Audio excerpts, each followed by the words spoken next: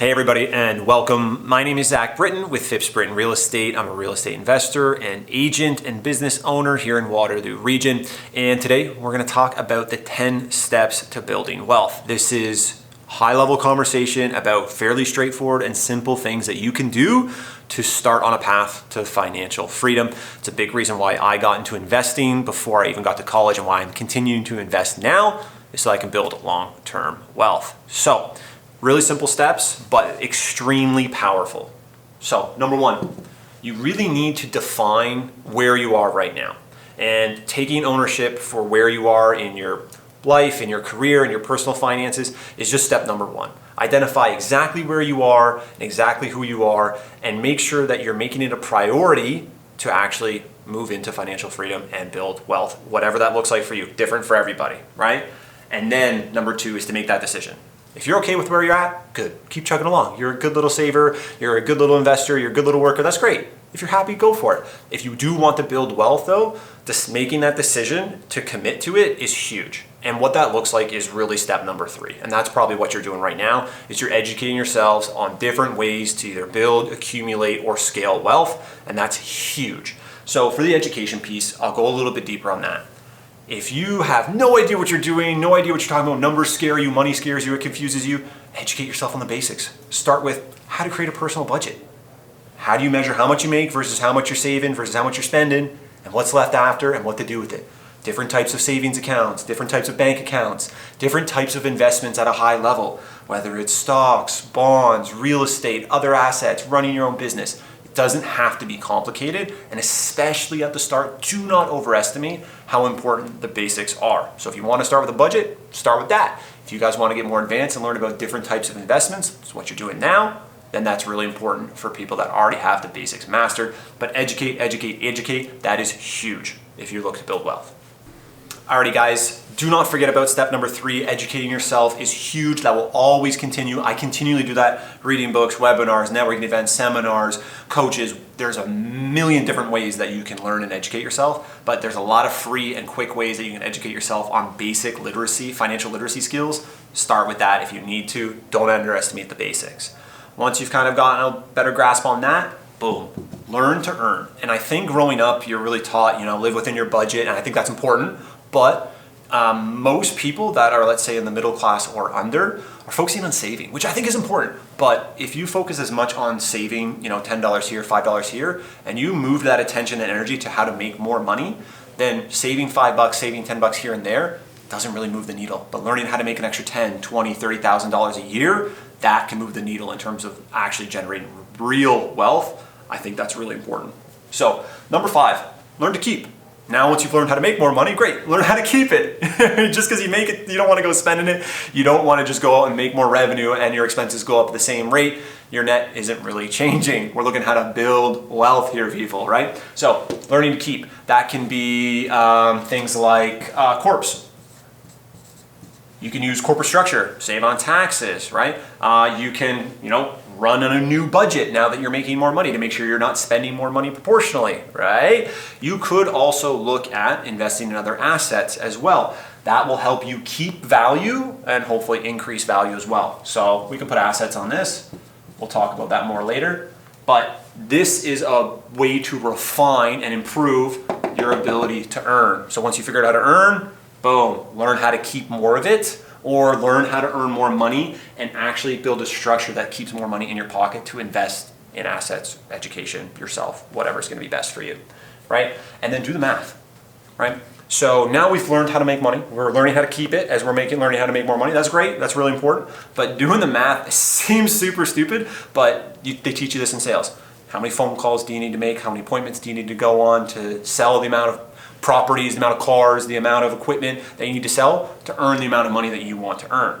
Now, if you want to build your wealth, you want to learn how to invest, understanding how many of the activities you need to do, for me, phone calls, meetings, marketing videos, appointments I'm going on, events that I'm going to, networking that I'm doing, these are all things that I need to understand how much I need to do in order to make the amount of money I need to make. So for you, it's how many employees do you need to hire, how many sales you need to make, how many phone calls you need to make those sales. Break it down and do the math. This will help you understand how much time and energy it's going to take for you to earn the amount of money you need to earn, and then you're going to keep refining how to keep more of your money in your pocket to invest and grow. Guys, I wanted to make this a brief video, so let's bring it home. The last 4 steps to building wealth. You've already learned how to earn, you're learning how to keep more of your money, you're getting more efficient, right? These are all things that you want to do, whether it's in your career, you're running your own business, you're going to start your own business, or you just want to kind of take a step back in your current business and current investing situation. You want to learn how to make it, a real business or really improve it. Nice. Now we're going to multiply. I learned how to sell 1 house. How do I sell 10 houses? All right, how do I sell 100 houses? What systems do I need? What staff do I need? What skills do I need? Once you've figured out how to earn, let's figure out how to multiply that and scale that, right? Sounds pretty straightforward. If you're currently working a salary job, or you're working piecework, or you're working hourly, okay, how do I either make more per hour, or how do I work more hours, right? Okay, if you're in a business, how do I sell more? How do I bring on more staff? How do I produce more goods and services? Once you figure out how to do it efficiently once or twice, all right, how do I 10x that? How do I 50x that? How do I 100x that? Okay? Now, once you've kind of figured out how to multiply, we want to double down, right? So this could be how to repeat, or this can be cutting. And usually it involves cutting. Cut out the fat that doesn't allow you to multiply or repeat the service or skill or job or delivery that you need to actually make money. If it's your business or your career or whatever, doubling down, focus on what the highest producing tasks are going to be. I know exactly what my highest and best use is in my business. That doesn't mean I'm always doing that, but if I can get rid of things that hold me back from doing my highest producing tasks, then I'm going to cut those, delegate them, or just double down on the most important skills and the most important tasks in my business and let everything else fall to the side and take care of it as you go. So repeat the multiply, or cut the fat so you can double down your time and money on focusing on what's really going to bring in more money into you, your business, or your personal situation. Now, after you've done that, we need to become the investor. Invest in your own business, invest in yourself, or invest in assets that are going to allow you, for me, the time freedom, so I can afford to do what I want when I want with my family.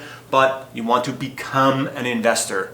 How do I invest time, energy, or resources in something today that is going to continually produce income, produce money, or grow in value for when I actually do need the funds, or I do need the money, or reinvest, which is what I do.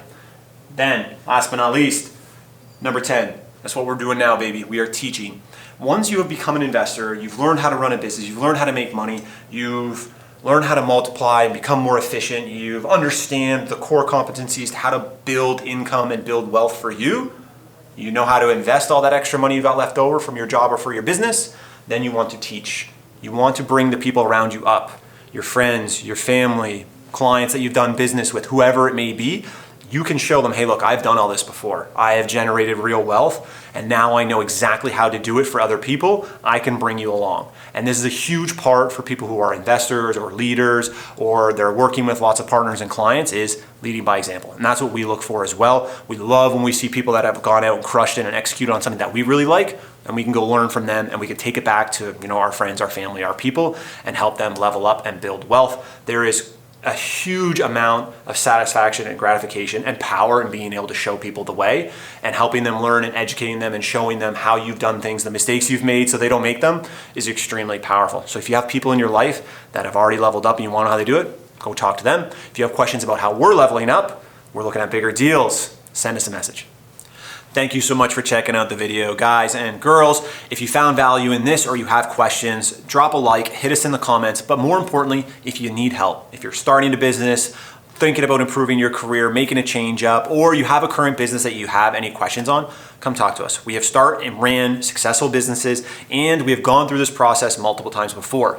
Most of the stuff we covered seems really simple, and that's good. I like simple, but it is extremely powerful. I'll go through this kind of 10 steps a couple times a year just to recenter myself, to make sure that I'm focusing on the right things for me, my people, my business. It is extremely simple, but very, very powerful, and I hope you got something of value out of this. See you guys on the next one.